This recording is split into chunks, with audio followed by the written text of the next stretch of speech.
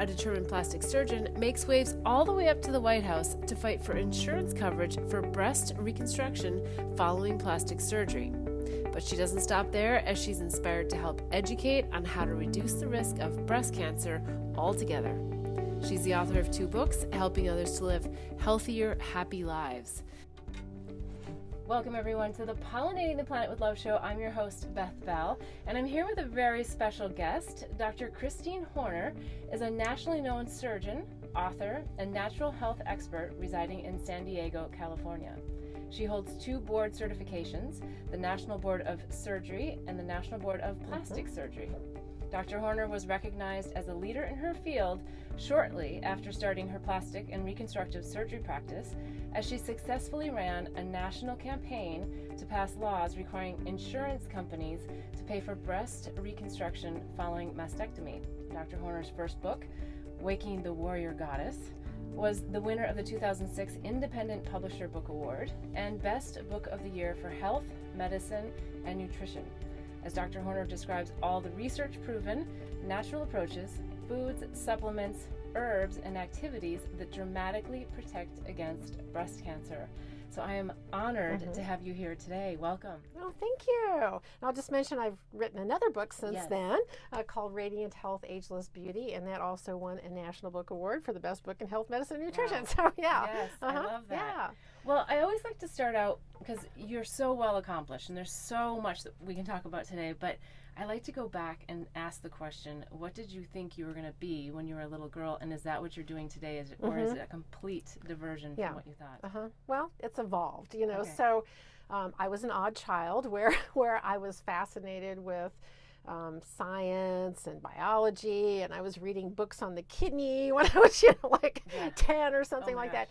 So I actually had like an epiphany moment when I was 10 years old where in that instant I knew that I wanted to be a surgeon, and I just didn't think that there would be anything more rewarding than that. And then I never changed my mind. So I was like totally focused from the age of 10 to get through medical school and residency and stuff and become a surgeon. And did you know that it was going to be in women's health specifically as a surgeon, or you just said, no, I know I need to help heal the body? Right. So things changed. So I was originally I thought I was going to be a general surgeon, and then when I went through residency, I absolutely hated it and thought they were all nuts. Oh, no. And so then I thought, oh my God, what am I going to do? Because I've been focused on this since I was 10 years old. But then I just thought, on a whim, I thought, well, let me just, do a rotation in plastic surgery. And I had the best time in doing plastic surgery, and it's not superficial stuff like most people think about, but it's like, when somebody's exterior does not match their interior, and it could be from accidents or, congenital or whatever, and then even doing facelifts sometimes, it's like, it's unbelievable how you release that person's soul, because the outside is now something that matches their inside. Yeah, beautiful. Yeah. I like that. Yeah. Now, you had a lot of things happen early on in your career. So you started your practice, and then you quickly noticed that there was a need that got you all the way to the White House to talk to the Clintons, and then actually got the legislation passed for breast reconstructive surgery. So tell us a little bit more about what inspired that, because that takes a lot of fire in your belly. Yeah. To, it sounds nice, but to actually accomplish it is a whole nother thing. Yeah, that was a whole nother thing. Yeah, so, here I spent my whole life trying to get through all of my training in medical school and residencies. And I mean, it was like 16 years of school after high school. And as soon as I, started my practice, my mom actually had developed breast cancer when I was in undergrad college. And so I had kind of a special interest in helping, women with breast cancer and doing breast reconstructive surgery. And then shortly after starting my practice, like within the first, 2 years, there was this complete convergence of the universe, like saying, hey, now you're a plastic surgeon. Guess what? We're going to make you do something else. So what happened was I was doing a lot of breast reconstruction, like I said, and I'm, looking at my patients, and they're getting younger and younger. And finally, I'm doing women in their 20s. And I thought, oh my God, I mean, like something's seriously wrong with this. Then my mom gets breast cancer again. And this time it's like a metastatic, cancer, which, she had stage 1 disease. And we always tell with Western medicine, it's like, hey, if you catch it early, everything's going to be fine. It's like, well, 5 years later, she shows up with a metastasis to the bone in her leg, the femur. And it was like, okay, well, that didn't work for my mom. And then I'm looking at these women that are, in their 20s, which was, I can't even tell you how devastating that was for me when I, first experienced that. So I thought, okay, there's got to be something that women can do to help to lower their risk. And so I started going through the medical research, and it was 20 years ago, and discovered that breast cancer is pretty much, like 95% of the cases are preventable. Right. And not only that, but everything else that we suffer from, is preventable. So I was getting interested in natural health. And then all of a sudden, what we have to do as surgeons is we have to write letters to the insurance companies and ask permission to do the operation. And so they will write us back and, say, okay, yes or no. Okay, right. So I get my first letter from the insurance company that says we're not going to pay for breast reconstruction on your, I don't know, she was in her 30s, patient because, it's not medically indicated or whatever. And I thought, well, this, obviously is some mistake. It couldn't be. Turned out it was not a mistake. They were trying to get away with it. And so it was a Medicaid patient where you actually get to pay for the, the pleasure of working on Medicaid patients because it exceeds what your overhead, is. So, but anyway, I was so mad. It was like I carried this thing through for 6 months and went into state court hearings. And it takes, and yeah, but it was the principle of the thing. So then I win my court case, but it turns out that the judgments that are done for medicine are not the same as in regular law. So it didn't set a precedence. It would be that every patient I had, I would have to go through the same process, which was ridiculous. Then I got the very infamous, letter that from another insurance company, and this one's like Blue Cross and Blue Shield, because they always find, well, if Medicare and Medicaid are getting away with something, they're going to jump on the bandwagon and try it. They don't want to pay for anything because that increases their profits. And so I have a 32-year-old patient who has breast cancer. We want to do breast reconstruction.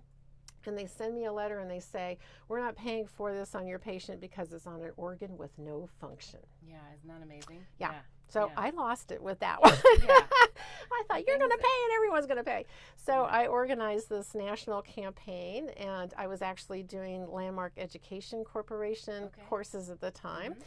So for those of you that aren't aware of that, it's like a training and development, courses. And I was in their third course of their curriculum for living. And so it was called Self-Expression and Leadership. And so you're supposed to pick a project where you're fully self-expressed in it, but it's something where you have to enroll many people into it, and it could go on and live without you if you dropped out of it. It's became its own thing.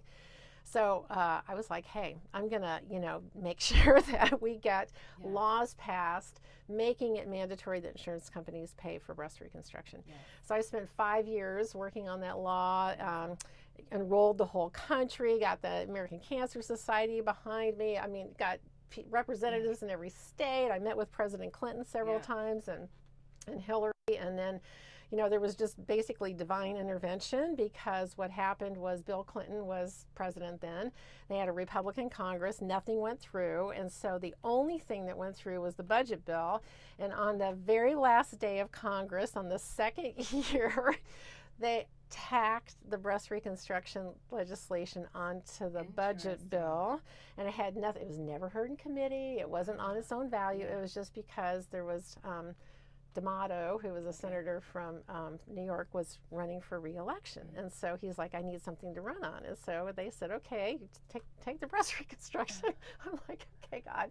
Anyway, so now it's a federal law that all women have breast reconstruction available to them if they, should need it. And all stages, and, making them symmetrical. And for anyone who's had a loved one suffer from breast cancer and have to go through having just the image of it all, and if you didn't have that available, it really has an impact on your life as a whole. Oh yeah, it's devastating. You're having an amputation of a not just a normal kind of non-emotional structure, but it's a sexually charged organ too. So it's like interesting. Now, one of the things that I heard you talk about is Western medicine physicians are trained.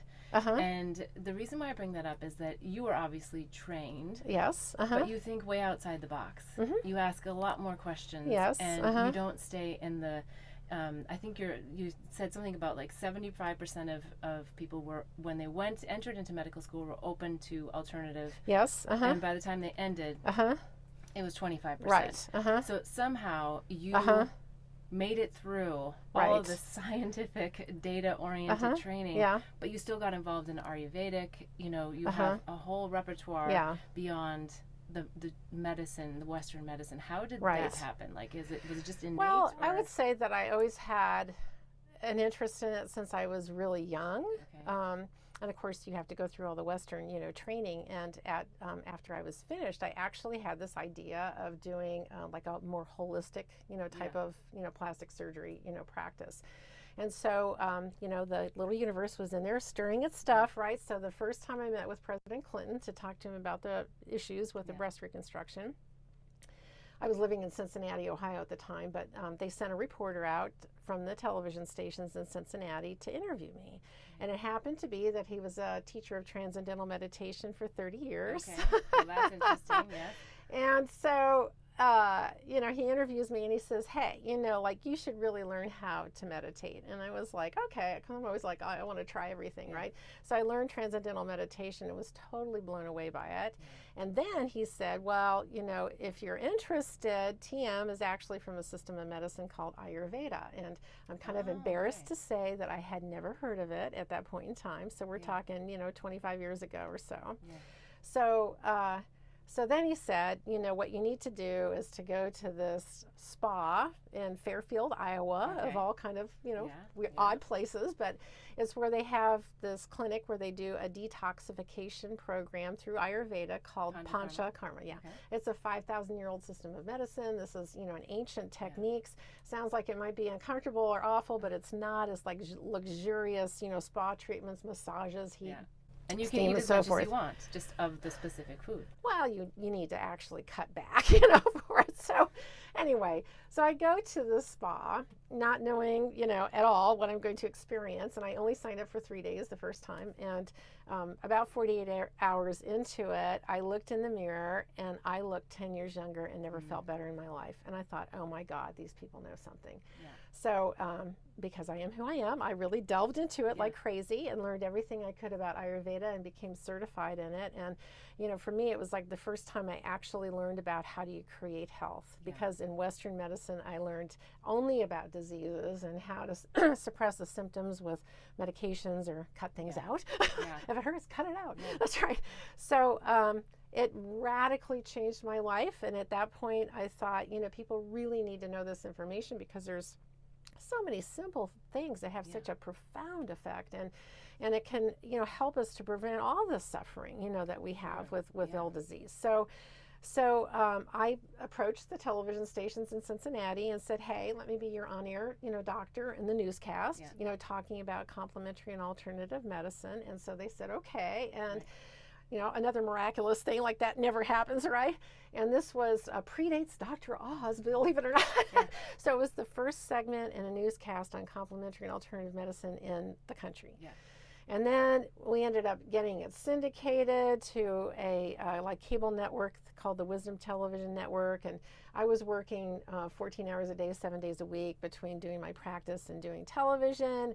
And after 3 years of that, I just woke up one morning and I thought, I think I'm going to start crying. I was like, I hate my life. I have no friends, So it was just in that moment where I thought, okay, I just need to quit my practice. Like, who does that, right? And I really want to dedicate myself full time to teaching people how to stay healthy naturally and avoid the knife, as I say. So that's what I did. Avoid the knife, yes. Yeah. All right. Well, I want to hear more about what that was like to quit your practice, because that's a lifelong dream to actually have it and then to leave it. But we're going to take a quick break and we'll be right back. Okay. Blossom Bliss products are designed to help empower pure love and purpose in your life. It's through the power of words, flowers, and symbols that our products assist you in creating a blissful life. The power of words in our mini mantra word bar necklaces assist you in setting and blossoming your personal intentions. The affirmation cards leverage the power of flowers by providing daily inspiration. And the power of symbols in our life journey bracelets are great reminders of the things that bring us peace, joy, and love. Products are made and blessed in Bali with love by Balinese artisans who work with empowered hearts. When you purchase jewelry with a bee charm, we donate to save the bees. Join us in pollinating the planet with love. Go to our website, blossomblissbali.com. Again, that's blossomblissbali.com.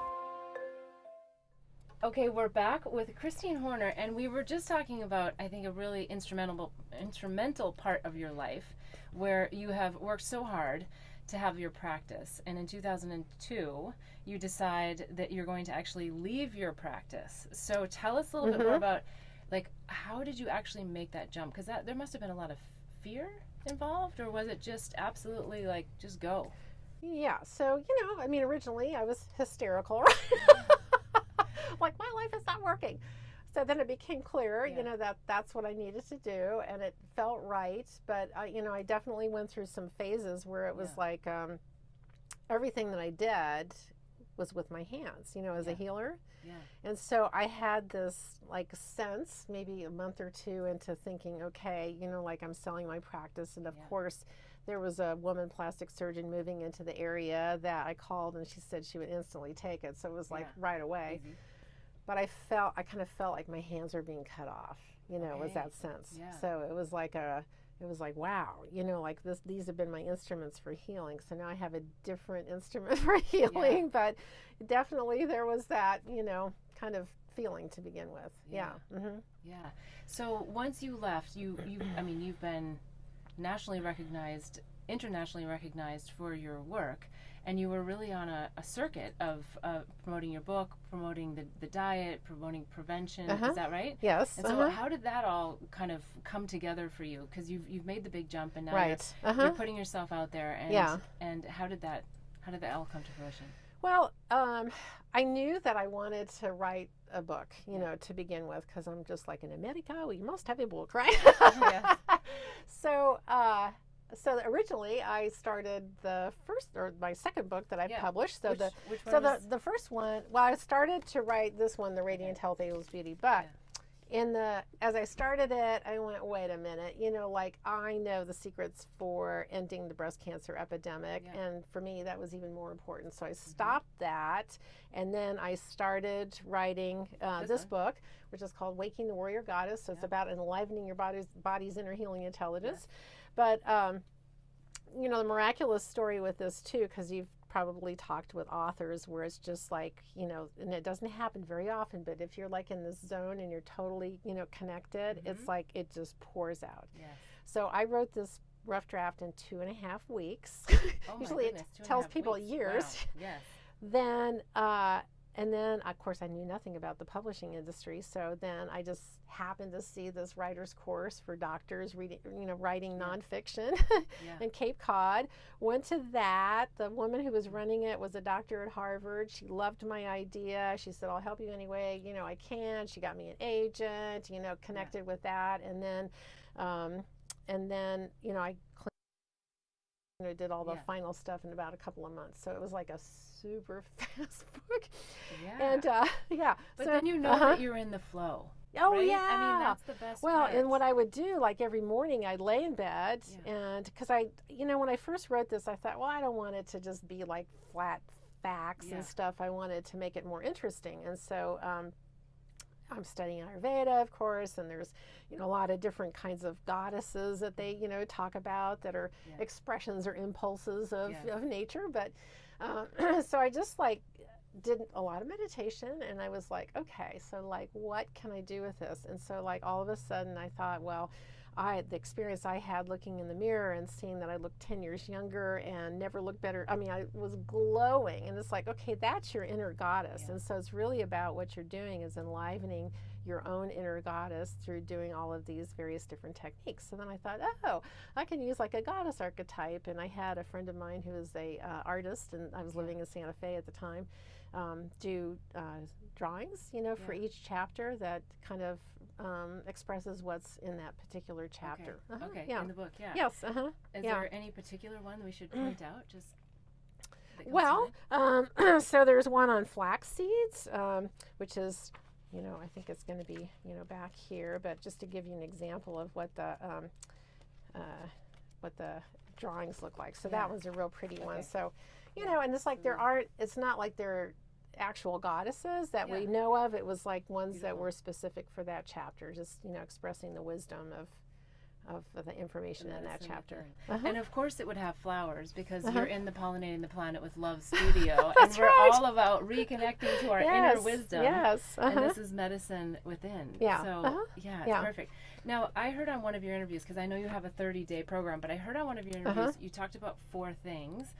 And it's the 4th one that I want to start with. Okay. I know there's probably more, but this was just what I took away. Yes. The first one you said was diet, organic. Yes. You said sleep. I love that. Yes. 10 to 6, like actual Right. for hormonal balance. And you said stress, whether it's meditation, Tai Chi. Yes. And the 4th one you said was being in a loving and supportive relationships. Yes. Yeah, having love. Yes, and how much toxic relationships, it doesn't have to be romantic, right? It can be any type of toxic relationship, can impact our ability to That's correct. Be healthy. Yes. Yeah. Will you speak a little bit more about that? Sure, yeah. So as it turns out, there's been massive research that's been done in the area of looking at how our emotions affect our physiology. And when I was going through my surgery residencies, medical schools, and all that kind of stuff, I mean, first of all, I had no courses in nutrition. Imagine that. It's fascinating. But we thought emotions had nothing to do with health, except the people that had peptic ulcer disease seemed to be a little high strung. Like that was it. Yeah. So now what we found is that every emotion that we have actually has an effect on our physiology. So Candace Pert, did the molecules of emotion. So they have these biological effects in our body where each emotion is associated with different kinds of chemicals that are released, and then those things will hook onto our DNA and onto our immune system. And so they have either positive effects or negative effects depending on what we're experiencing. So it turns out that the research shows the thing that affects our health more than diet, more than smoking, more than genetics is feeling loved and supported. Like that's the number one thing. Yes. So we're wired to be in loving, supportive relationships. And when we are in those loving, supporting relationships, I always kind of joke about this, but it's like, hey, you could smoke, you could drink, you could stay up the whole night, and your health is going to be great. If you are in toxic relationships, it's the most damaging stress to the human body. So I'll have women, I do consultations mostly with newly diagnosed breast cancer patients to help them with an integrative approach. And of course, I draw people to me that are more holistic. And so it's not uncommon for me to hear these women say, hey, I have no idea why I got breast cancer. I'm, vegetarian, I do yoga, I exercise, my weight's normal. I'm like, how are your relationships? Ooh, so when I learned all of that, it's like, man, become ruthless about who you allow in your life. Yes. And so it's like, you betray me, boom, you're gone. I mean, no second chances, right? Yeah, no, I like that. And I have, the most wonderful people in my life now, and I make this huge effort to really nurture those relationships. So for instance, I have, they say you can only have like 6 relationships that you can really keep, because you don't have enough time, for it. But anyway, I met a couple women when I moved here to San Diego, and I love these women. They're the coolest people. And so what I did then is that with one of them, I meet with her every Tuesday evening. And the other one I meet on every Thursday evening. So we've structured into play that we always get to have this interactive time with each other on a regular basis, because if you don't do that, then it's very, life takes over and, you don't see each other. So, Well, any tips on the toxic relationships? Because oftentimes it's a wound that we're connecting with this person. So any tips to help people get out of those more toxic ones? Because sometimes they're the hardest ones to... Oh, yeah. I mean, even though they give us all the good reasons to get out. They're brutalizing. And I've been in them myself. But, You know, there's so many wonderful courses and techniques now that wasn't available, you know, a couple of decades ago or so. So, you know, I was like a weekend course junkie for 20 years, you know, doing these training and development, like the landmark stuff, but wonderful relationship courses, you know, too. So I did like a 6-month long relationship course called the Pairs course. And then I did another one that was called like Adventures in Intimacy, that was taught by this just amazing couple that are from Miami, and older, you know, folks, and she's a psychologist. But anyway, you learn all these different techniques in order to enhance intimacy and for conflict resolution. And it's like, oh my God, it made this massive difference. So I'm always like, well, if you're with that person, then maybe there's a reason, you know, through the universe that you're supposed to be in a relationship with this person and learn, you know, the things that you're supposed to learn. And then, you know, I'm big on Colin Tipping's book called Radical Forgiveness. Okay. Yes, Do you know that one? yes. Okay. Huge difference in my life, I have to say, and I pull it out, you know, all the time. But it's like, okay, your journey then is to say, okay, like, why am I calling this into my life? Am I noticing these patterns? You know, am I, you know, willing to release it and so forth? Yes.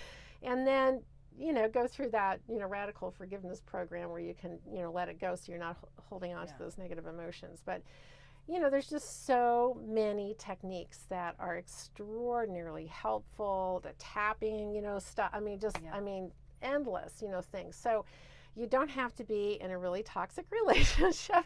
If you you can try to kind of, you know, shift it. And again, we have all these techniques and relationship courses and so forth. But if that doesn't work, you know, hey, bye. You know? Right. So find a program that helps work for you, because it is really instrumental to your health. Yes. Yes. Not just your emotional, but your physical well-being. Yeah.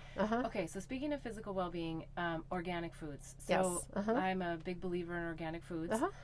There's a lot of skeptics that say that even what's organic isn't really organic, a lot of the cross-contamination and all of this. Do you have an opinion on that? Yeah. Like, are we really able to get clean food? Well, no, because we have a toxic environment, but it's the best that we can do, you know, right now. So if you look at the amount of pesticide residues, let's say on a strawberry conventionally grown, they're going to find like 17 different, you know, toxic pesticides on it. Now, an organic one, yeah, you do get some cross, you know, whatever, but maybe there's a little tiny bit of 1 or 2 or something. So it's not perfect, but it's the best we can do, and it's way less than what conventional food is. Yeah, so I mean, I always eat nothing but organic too. Yeah, and why do you think that the medical community isn't taking nutrition more seriously in their recommendations? Is it because people just don't want to follow it, or they just don't want to? Well, I think that it's shifting. You know, it's like turning the Titanic, right? And so when you look at medical schools now, actually more than 2/3 of them have some form of complementary and alternative medicine included in them, including nutrition. So it's slowly changing, but that just wasn't part of the education. And again, there was no, for me, like I said, I did not learn anything about health, you know, through all of my medical training. I only learned about disease. And then when I studied Ayurveda, I learned about health. So it's shifting. There's a lot of integrative doctors now. And so compared to what it was 20 years ago when I started doing this, massively different. Yeah, well, and when you started doing this 20 years ago, how receptive were people to your message? Did you Very. Okay, good. Yeah, so I was really concerned that when I started doing my television program, that I would be attacked. And so what I did was to always base it in research, you know, and so I was never attacked. And in fact, I had doctors in the community referring people to me because they said, go see her. She does, you know, more holistic things. But I mean, just to point out with the research too, it's like, when I talked to my colleagues as plastic surgeons, you know, the first year that my book came out, it was a very similar conversation where it's like, hey, there's no research on it. And it's like, well, really, you know, we give an example of turmeric, you know, the Indian spice turmeric.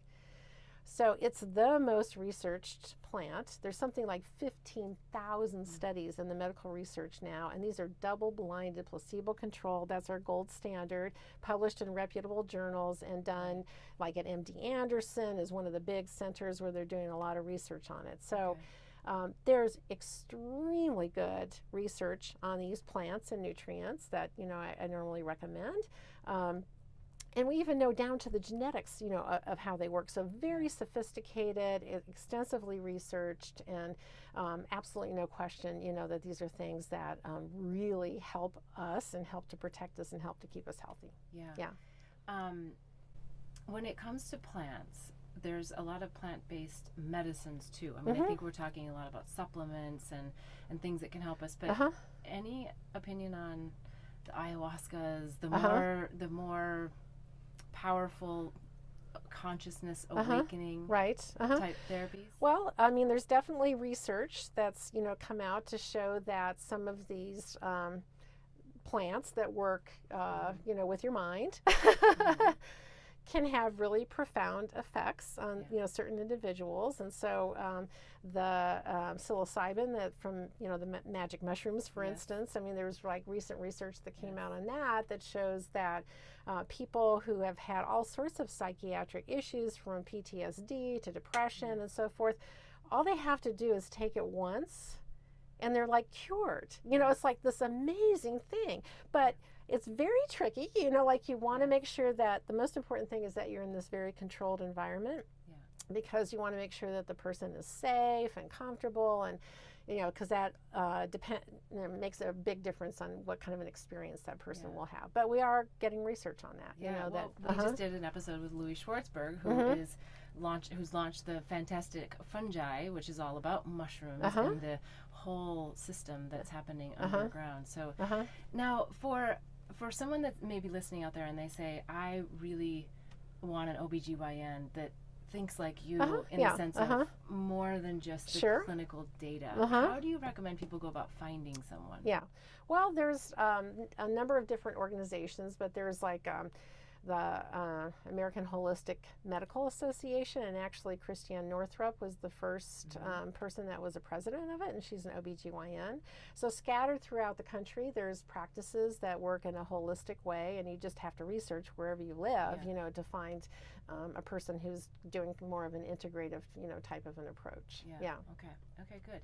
All right, well, I want to know a little bit more about how we should do these cleanses, but before we get into that, we're going to take a quick break and we'll be right back. Okay.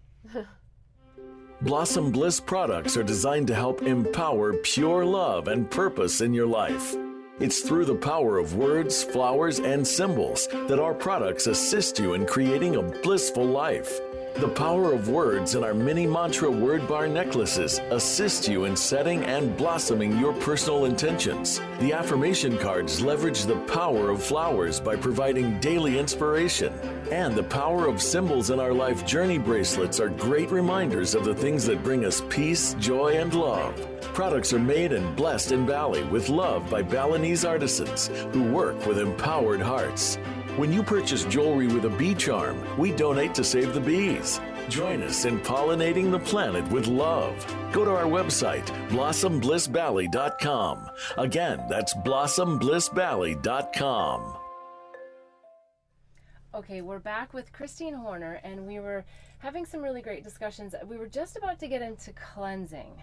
I think a lot of people are accepting the idea of cleansing now, but a lot of people are like, I can't do it. Right. And I will admit that I have done several different types of cleanses, panchakarma, liver cleanses. I've done 100% plant-based diets for what I've done, the blood-based diets. Yes. And honestly, I felt incredible with each one that I've done. Yeah. But when I come back to, I don't know, whatever normal life is, it's really hard to stick to it, and I find it so fascinating because I feel so great when I'm doing it. So how do we get ourselves to either do regular cleanses or just eat cleaner all the time? Yeah, good question. So you're a human being. Imagine that, right? So in Ayurveda, they talk about doing panchakarma, and they actually recommend it 3 times a year. So you do it at least a week, or sometimes more. And actually, their system is designed where people can actually take a whole month off, sometimes, and do these particular cleanses. So it actually is recommended that we do them at least 3 times a year, and that kind of keeps you feeling in that really the kind of positive way. And Ayurveda always describes it as when we are ingesting toxins, and also emotional toxins, too. So we get toxins from our air, our water, our food, and emotionally. And so our bodies start to clog up, and we've got all these different channels in it. They call them shrotas. And so the internal healing intelligence is flowing through those channels, and when we start to get clogged up, then she can't keep us well, right? Because it just doesn't, flow appropriately. And as soon as you start cleaning some of that stuff up, then, then you have this, wonderful natural intelligence that's flowing through your body again, to keep you well. So you really do need to do this several times a year. I've done every cleanse you can possibly imagine too. And but I find, even with who I am, which I'm like a detox junkie, I would say, like this past year, it's like, man, I could not get myself to go through. I usually fast and do lemon juices and herbal teas and stuff like that. And it was like, oh man. Anyway, I finally did it, but it was like sometimes it's harder than other times. But just know that that's actually something that's crucially important for us, because we're exposed to so many chemicals in our environment and food to do those cleanses. What about hormones? Because I also feel that I haven't tested my hormones as I do these cleanses. Body goes into a better balance hormonally. So does it also help us with our women specifically? Sure. Everything. And in fact, when the Ayurvedic doctors came here, they're called Vaijas. They were absolutely like dumbfounded and horrified at the amount of like menopausal and hormonal problems that women have here, because they don't have them in India. And like even in Japan, before they got westernized, there was no word for hot flash. They didn't have them.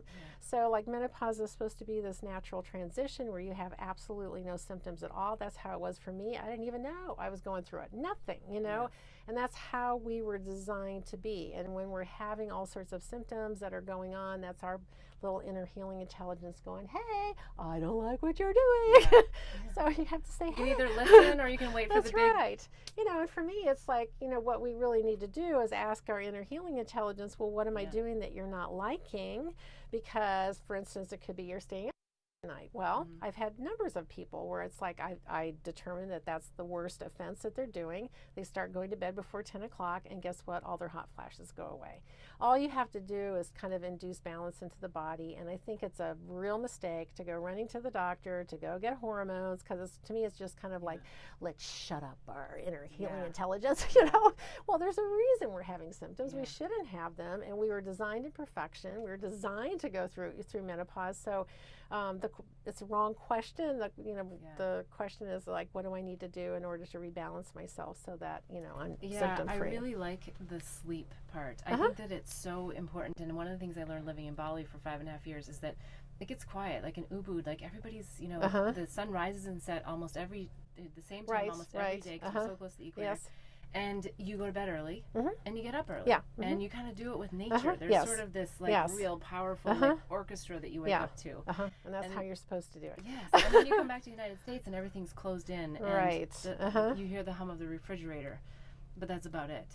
And we're staying up late and getting up early, and so I think that's a really critical part. And it's an easy one, right? Going to bed early. Yeah, it is free. All right. So you also wrote about the 30-day program. Can we touch on that and what inspired? There's some real pearls in here. So this is my most recent book, which is called Radiant Health, Ageless Beauty, and is all about how to create extraordinary health and longevity. So a lot of it, is similar between the two books, although the research on that one is based in breast cancer, and this one's just based on health and longevity. But when I was, writing this book, which it took a little bit longer than the other one, it didn't flow as well, which, when you listen to authors, that's a very typical kind of experience where it's like, gosh darn it, that was really fun where that just flowed out. But, I decided with this one too, like I wanted to have some sort of metaphor. I didn't want to use a goddess. I wanted this to appeal to men and women. Right, okay. And so... And it's about ageless beauty, yes. Yeah. So what I did was I do meditation, but I also do shamanic journeying. So I learned that, through Michael Harner's, programs with listening to drumming and so forth. And so you can meet with your guides. And mine, I ask very specific questions. You get very specific answers. Yay! So I was lying down, to do this, journey. And I said, okay, like I have no idea what metaphor I'm going to use, but I wanted something that also was a reflection of me, too. I love gemstones, so I have many of them. So anyway, so I do this shamanic journeying, and so then I heard, look, are the breastplate of the high priest. And I was like, I said, well, what is that, you know? And so they said, go look it up. I'm like, okay, fine. So I got up and I went to my computer and I looked it up. And so it's this story about Moses got information, you know, when he got all of his instructions from God, that the Jewish people were to create this breastplate for their priest, Aaron, and that it had very specific 12 gemstones in it that was supposed to help facilitate his ability to communicate with God. Okay. And so I look at these gemstones, and there's 12 of them in this breastplate, and lo and behold, I had 12 chapters in my book. Yes.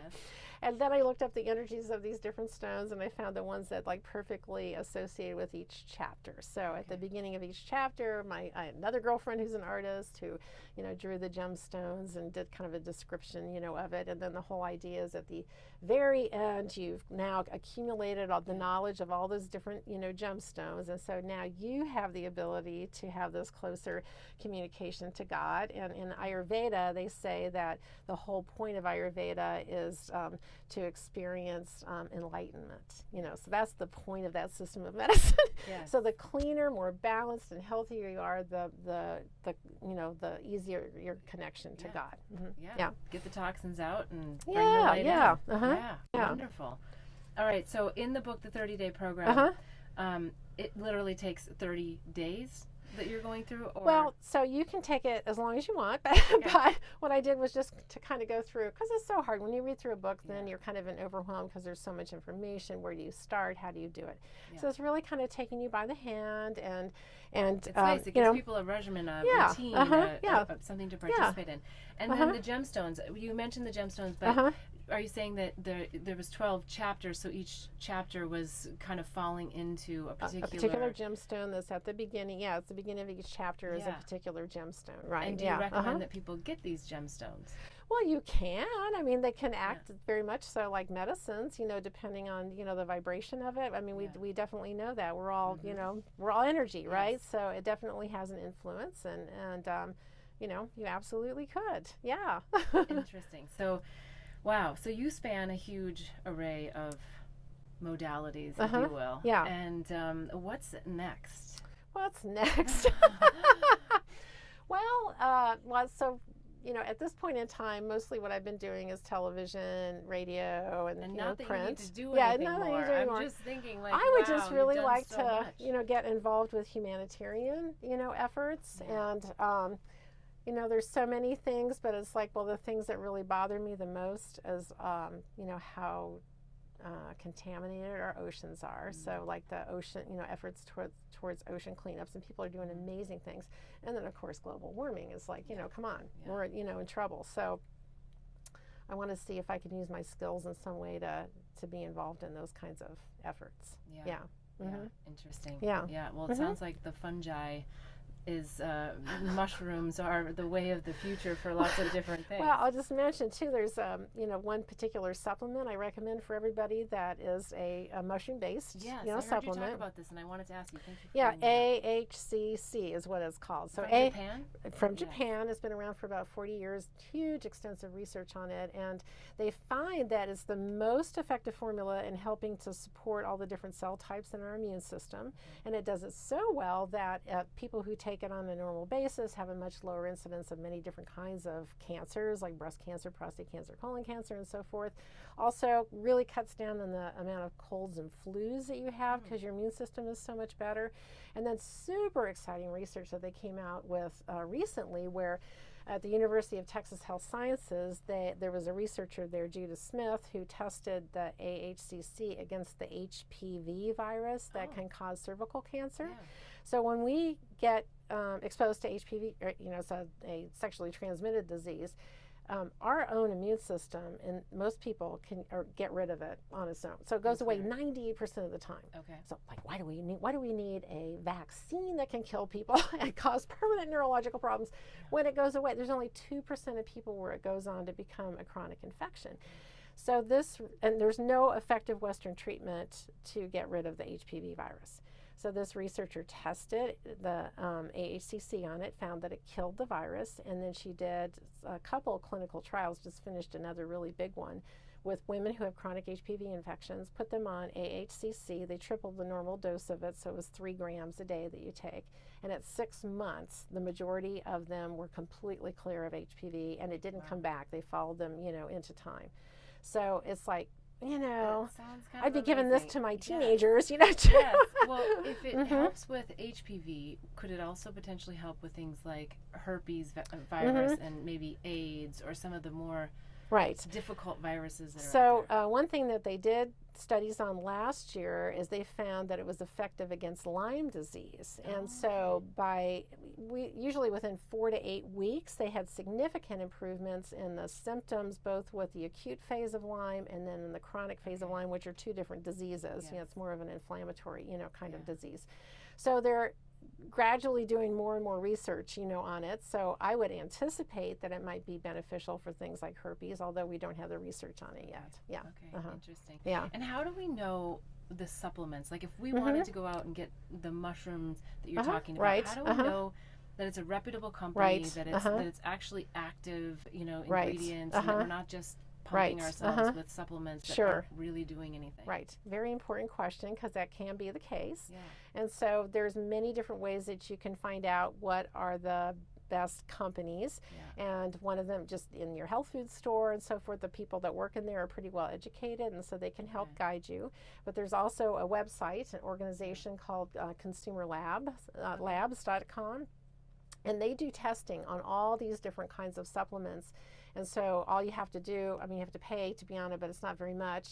You just look it up, and then they have this huge chart of all the different supplements that they've tested and which ones are approved and which ones are not. And so it's like really clear kind of, way to be able to determine what are the best, companies and supplements. Yeah.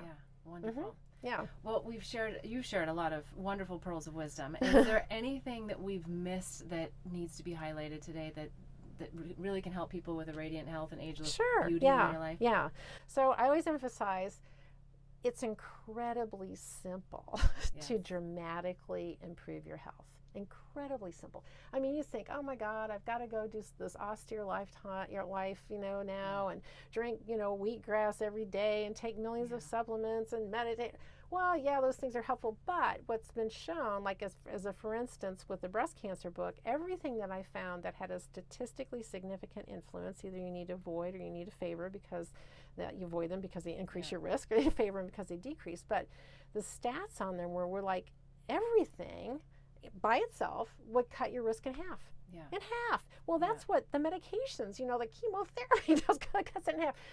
And then what happens is that if you combine 2 healthy things, we find invariably they have synergistic responses. So, for instance, turmeric we talked about, and green tea, which also has, dozens of different anti-cancer properties to it. Green tea versus matcha, same?